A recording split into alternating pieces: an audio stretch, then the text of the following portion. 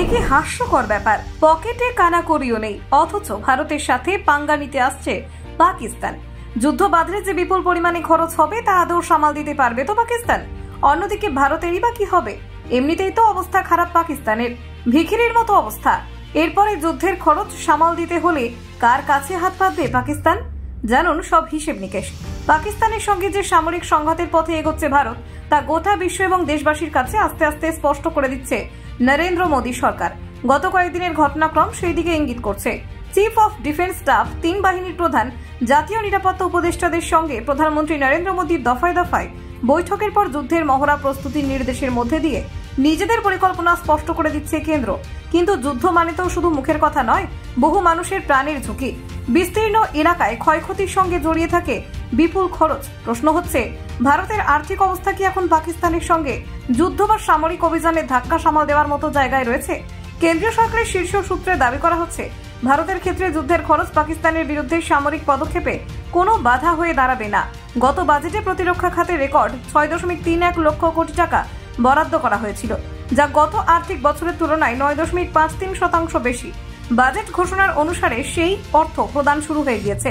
কেন্দ্রীয় সরকারের শীর্ষ সূত্রে দাবি করা হচ্ছে, খরচ নিয়ে চিন্তার কোনো কারণ নেই এই মুহূর্তে, কারণ বর্তমানে কেন্দ্রীয় সরকারের রাজকোষে আর্থিক ঘাটতির পরিমাণও মাত্র 4.4% এসে দাঁড়িয়েছে। করোনা অতিমারির সময় যা 9.2% পৌঁছেছিল, তার উপর রাজস্ব আদায় নিয়ে কেন্দ্রের চিন্তার কোনো কারণ নেই। অন্যদিকে ঠিক উল্টো জায়গায় দাঁড়িয়ে রয়েছে পাকিস্তান। সূত্রের খবর, প্রতিরক্ষা খাতে পাকিস্তানের খরচ প্রায় 18% বেড়েছে, কিন্তু পহেলগাঁও কাণ্ডের পর বাণিজ্য বন্ধ সহ বিভিন্ন পদক্ষেপের জেরে আরও চাপে পড়ে গিয়েছে পাকিস্তানের অর্থনীতি। অন্যদিকে আন্তর্জাতিক আর্থিক প্রতিষ্ঠান এবং ঋণদাতা সংস্থাগুলির কাছেও পাকিস্তানের আর্থিক অনুদানে কাটছাঁট করার জন্য চাপ দিতে শুরু করেছে ভারত।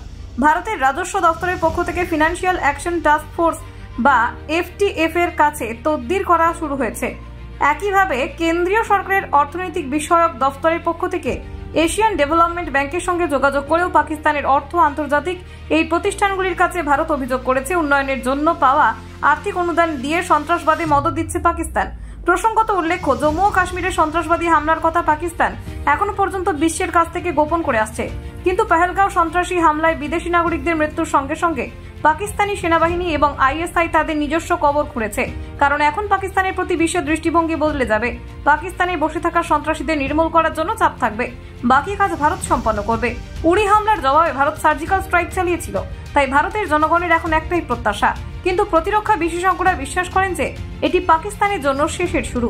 প্রতিরক্ষা বিশেষজ্ঞদের মতে, পহেলগাঁও হামলায় সংযুক্ত আরব আমিরাত, নেপাল সহ 3টি দেশের পর্যটকদের মৃত্যুর ঘটনা পাকিস্তানকে বিশ্বব্যাপী রাডারে এনেছে।